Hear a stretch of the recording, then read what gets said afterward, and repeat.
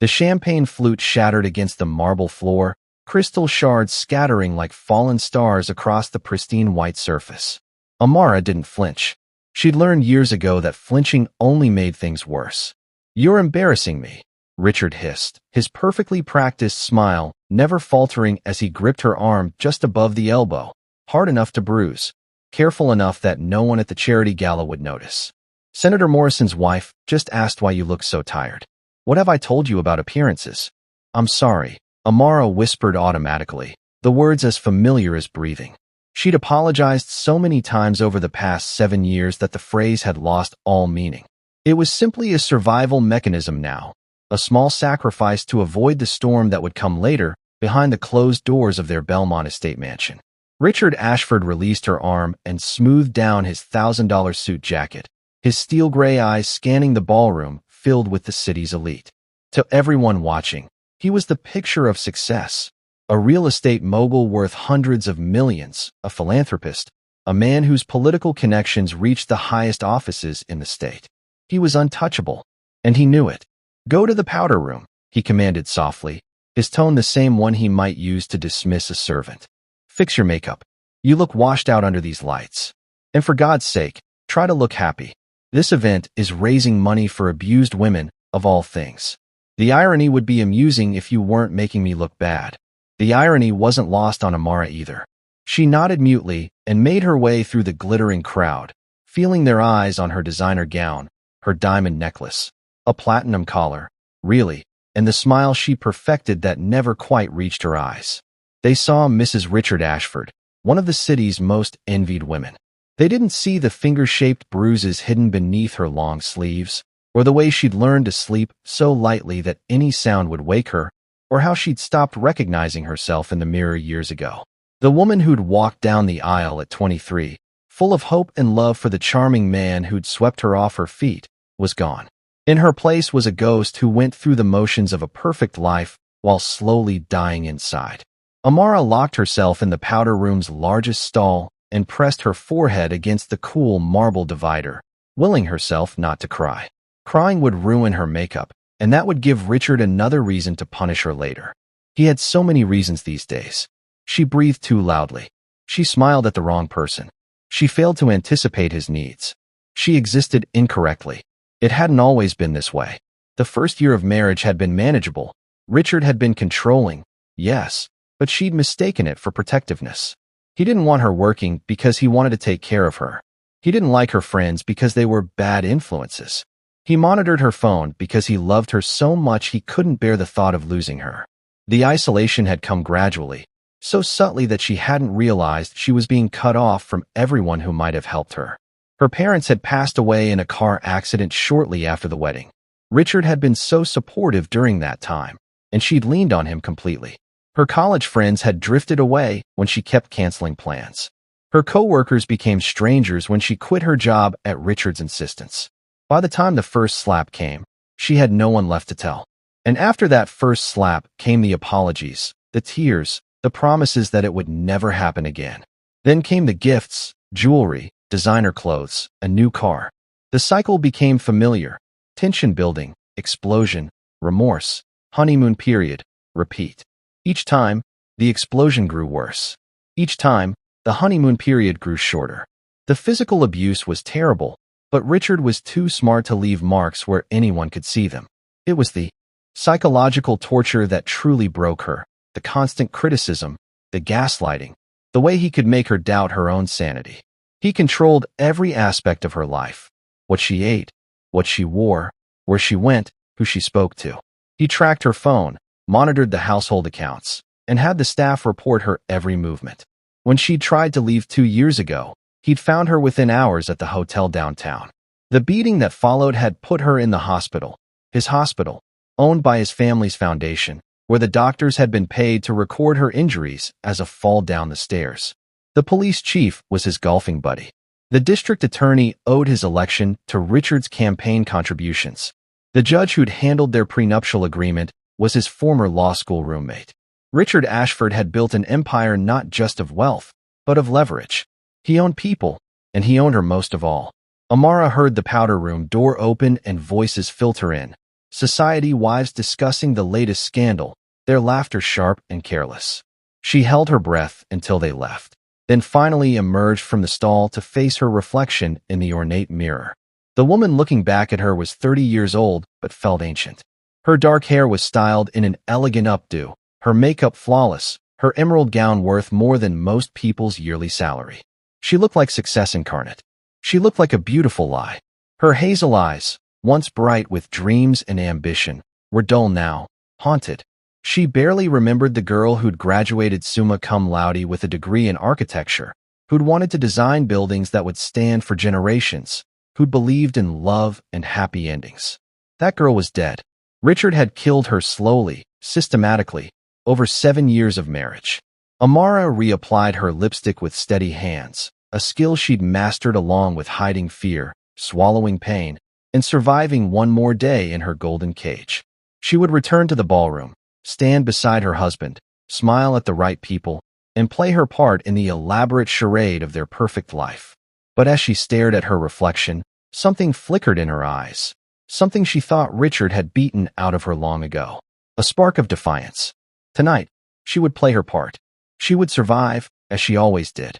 But somewhere deep inside, in a place Richard hadn't managed to reach yet, a dangerous thought began to form. There had to be a way out. There had to be. Even if she couldn't see it yet, even if it seemed impossible, even if trying and failing might kill her, staying was already killing her, just more slowly. Amara took one last look at herself, straightened her shoulders, and walked back into the ballroom to stand beside the man who'd made her life a living hell, while that small spark of defiance continued to burn, waiting for its moment to become a flame. The house was silent when they returned from the gala, the kind of silence that preceded storms. Amara's heart hammered against her ribs as Richard's Mercedes pulled into their circular driveway, the mansion looming before them like a beautiful mausoleum. The staff had been dismissed for the evening. Richard always sent them away when he planned to punish her. No witnesses. She'd made a mistake tonight. A small one by any reasonable standard, but Richard's standards had never been reasonable. During dinner, Councilman Barrett had asked her opinion about the new waterfront development project, and she'd answered, with the architectural knowledge she'd thought she'd forgotten, mentioning sightlines and sustainable design principles. For 30 seconds, she'd forgotten to be silent. For 30 seconds, she'd been herself. Richard's hand had tightened on his wine glass. That was her only warning.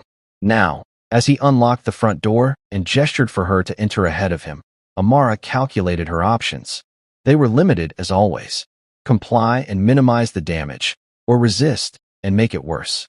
7 years had taught her the mathematics of survival. The door closed behind them with a soft click that sounded like a gunshot in the stillness. "You made me look like a fool," Richard said quietly, loosening his tie. "The quiet ones were always worse than the yelling. After everything I've given you, every luxury, every opportunity to be the perfect wife, you still can't help but show off. You still can't help but remind everyone that you think you're better than the role I've given you." I wasn't trying to. The backhand came so fast she didn't have time to brace for it. Her head snapped to the side, and she tasted blood where her teeth cut into her cheek. The diamond ring he wore, the one that matched her wedding set, had split her lip. "Don't interrupt me." His voice remained calm, controlled. That was Richard's signature. He never lost control, even when dispensing punishment. Especially then. Barrett's wife looked at me with pity. "Do you understand? Pity. Because her husband was giving you attention that should have been directed to me. Because you couldn't keep your mouth shut and remember your place." Amara pressed her hand to her bleeding lip, saying nothing. There were no right words. There never were. "Look at me when I'm speaking to you." She raised her eyes to his face. Handsome, successful, the face that smiled from charity event photos and business magazine covers. The face of a monster in a custom suit. "I've been patient with you, Amara. So patient. I've forgiven your constant failures, your inability to be what I need you to be. But my patience isn't infinite." He stepped closer, and she instinctively stepped back, her shoulders hitting the wall of the foyer. "You seem to have forgotten that everything you are, everything you have, exists because I allow it. Your comfort, your safety, your very existence. All privileges I grant you. And privileges can be revoked." His hand wrapped around her throat, not squeezing, not yet, just resting there. A reminder of his power over her breath, over her life. "I'm sorry," she whispered, hating herself for the words, for the fear in her voice, for the tears that threatened to fall. "Please, Richard. I'm sorry. You're always sorry. But you never learn." His fingers tightened slightly, and panic flared in her chest. "Maybe I've been too lenient. Maybe you need a stronger reminder of what happens when you embarrass me." The pressure on her throat increased, and Amara's vision began to blur at the edges. She clawed at his hand, her survival instinct overwhelming the part of her that had learned compliance. In that moment, as darkness crept into her peripheral vision, a horrifying clarity struck her. Tonight might be the night he finally went too far. Tonight might be the night she became a tragic news story. Wealthy socialite dies in accidental fall. Husband devastated. Investigation finds no foul play because Richard owned the investigators too. Just as suddenly as he'd grabbed her, Richard released his grip. Amara collapsed against the wall, gasping, her hand at her throat. "Go to your room," he said, his voice returning to that terrible calm. "Think about your behavior tonight. Think about how fortunate you are, and how quickly that fortune could change. We'll discuss your penance in the morning." Her room, not their room. He'd relegated her to a guest bedroom 2 years ago, after her failed escape attempt. Another method of control, another way to isolate her even within their own home. Amara didn't argue. She walked on shaking legs up the grand staircase, each step an act of will, feeling his eyes on her back the entire way. Only when she reached the second floor and turned the corner, out of his sight, did she allow herself to stumble, catching herself against the hallway wall. Her reflection in a decorative mirror showed a woman she barely recognized. Hair disheveled from where Richard had grabbed it, makeup smeared, a cut on her lip already swelling, and the beginning of bruises forming on her throat in the perfect shape of fingers. Evidence. But evidence that would never matter, because Richard was untouchable. Amara made it to her room and locked the door, a useless gesture since Richard had keys to everything. But the illusion of safety was better than nothing. She sank onto the edge of the bed, her entire body trembling with adrenaline and fear. This was her life. This was her future. Richard would continue to hurt her, to control her, to slowly kill her piece by piece, and there was nothing she could do about it. She'd tried leaving and failed. She'd thought about going to the police, but Richard had cops on his payroll. She'd considered reaching out to domestic violence organizations, but he monitored all her communications, controlled all the money, and had made it clear that any attempt to leave would result in consequences she couldn't imagine. She was trapped in a cage made of money and power and connections, and the key didn't exist. Amara walked to the window and looked out at the manicured grounds, the high walls surrounding the property, the security cameras Richard had installed for her protection. The night was dark, clouds covering the moon, and somewhere beyond those walls was a world where she used to exist as a whole person. That person felt like a stranger now, a character from a story she'd once read. Could that girl who'd dreamed of designing beautiful buildings, who'd laughed freely, who'd believed in herself, could she ever exist again? Or had Richard's cruelty erased her permanently? A sound from downstairs made her freeze, Richard's study door closing. He'd be in there for hours, drinking expensive scotch and probably calling one of his mistresses. He'd never bothered hiding his affairs from Amara. Why would he? She was property, not a person whose feelings mattered. The house settled into its nighttime sounds, and Amara realized she'd been holding her breath. She released it slowly, her hand drifting to her throat where the bruises were forming. Something inside her cracked then, not broke, but cracked, like ice beginning to fracture under pressure. She'd survived this long by being compliant, by being small, by trying to meet Richard's impossible standards. And where had it gotten her? Strangled in her own foyer, contemplating which day her husband might finally kill her. If she stayed, she would die. Maybe not tonight or tomorrow, but eventually. Richard's violence was escalating. She'd been tracking it in her mind, a grim timeline of increasing brutality. It was only a matter of time before he went too far and couldn't, or wouldn't, stop. The crack inside her widened. What if she ran? Not like last time. Not with careful planning that gave Richard time to discover her intentions. What if she just left? Right now? Tonight? With nothing but the clothes on her back? The idea was insane. She had no money of her own, Richard controlled all the accounts. She had no car keys. He kept them all locked in his study. She had no phone. He monitored her calls and texts through tracking software. She had no friends, no family, nowhere to go. But she had feet that could walk. And she had a will to survive that Richard hadn't completely destroyed, no matter how hard he'd tried. The crack became a fissure. Amara moved quietly to her closet, her hands shaking as she pulled out a simple pair of jeans and a dark sweater. Clothes Richard hated seeing her in, which meant she rarely wore them. She changed out of her gown, her movements mechanical, her mind simultaneously racing and eerily calm. This was suicide. Running with no plan, no resources, nowhere to go. Richard would find her. He'd found her last time, and this time she had even less of a head start. When he caught her, the punishment would be worse than anything she'd experienced before. But staying was suicide too, just slower. At least running meant fighting. At least running meant refusing to accept her fate. At least running meant she still had enough spirit left to try, even if trying meant failing, even if failing meant dying. The fissure split wide open, and through it came something Amara hadn't felt in years: determination. She would run. She would escape this house, this marriage, this life that was killing her. She would probably fail. Richard would probably find her. But she would try, because the alternative, spending one more day, one more hour, one more minute as his prisoner, had become unbearable.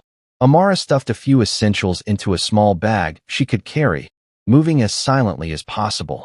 She took nothing of value. Richard would accuse her of theft, added to the list of her crimes. Just clothes, the cheap sneakers she used for the treadmill in the home gym, and a photograph of her parents she'd hidden in a drawer. Downstairs, she could hear classical music playing in Richard's study. Brahms. He always listened to Brahms when he drank. It was now or never. Amara crept to her bedroom door and opened it slowly, grateful that Richard's obsession with perfection meant the hinges were well-oiled and silent. The hallway stretched before her like a challenge, each shadow a potential threat. She forced herself to move, one step at a time, toward the service stairs at the back of the house, the ones the staff used, the ones Richard barely acknowledged existed. Her heart pounded so loudly she was certain he would hear it. But the music from the study continued uninterrupted. Down the service stairs, through the kitchen where she'd eaten countless silent meals while Richard berated her cooking choices, to the mudroom where the staff entrance was located. The door had an alarm. Richard had shown her the security panel once, explaining how sophisticated their system was, how impossible it would be for anyone to break in, or, presumably, break out. But Amara had paid attention during that tour, had filed away information in the small part of her mind that still believed in someday, somehow, maybe. Her fingers trembled as she entered the master code, Richard's birthday, because his ego wouldn't allow him to use anything else. The panel beeped softly, and the alarm disengaged for 60 seconds, long enough for staff to enter or exit without triggering the sensors. 60 seconds to cross the threshold into an unknown future. Amara pulled open the door and stepped into the night air, humid and thick with the promise of rain. The ground stretched before her, professionally landscaped, meticulously maintained, beautiful as a postcard, and just as two-dimensional. She ran. Her sneakers hit the manicured grass silently, her bag bouncing against her hip as she sprinted toward the perimeter wall. Behind her, the mansion blazed with light, every window a watching eye. Ahead, the wall loomed 10 feet high, topped with decorative iron spikes that suddenly seemed less decorative and more like prison bars. But there was a tree near the eastern corner, an old oak that predated the mansion, that Richard had allowed to remain because removing it would have required more effort than he was willing to expend. Its branches reached over the wall, thick enough to climb if she was brave enough, desperate enough, determined enough. Amara was all three. She reached the tree and grabbed the lowest branch, hauling herself up with strength born of pure terror and absolute resolve. Her hands scraped against rough bark, her arms screaming in protest, but she climbed higher, higher, until she could see over the wall to the street below.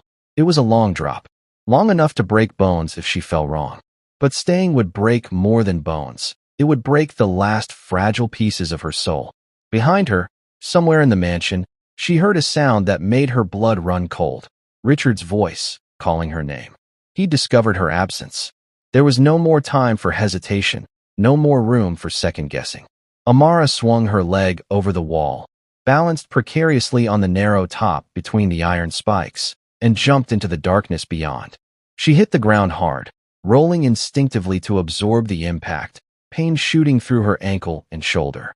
But she was on the other side. She was outside the walls. She was free, at least for this moment.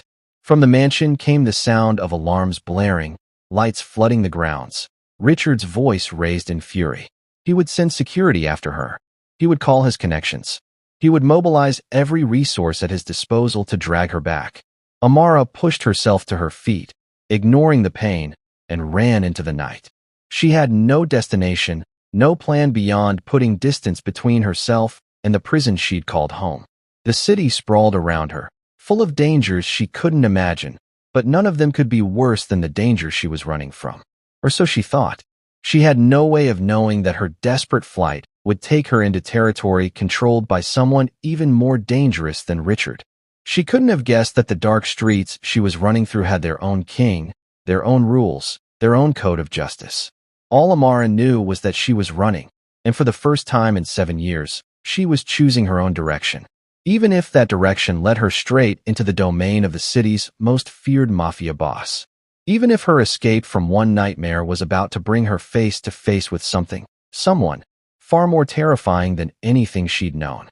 But also, possibly, the only person powerful enough to help her survive what came next.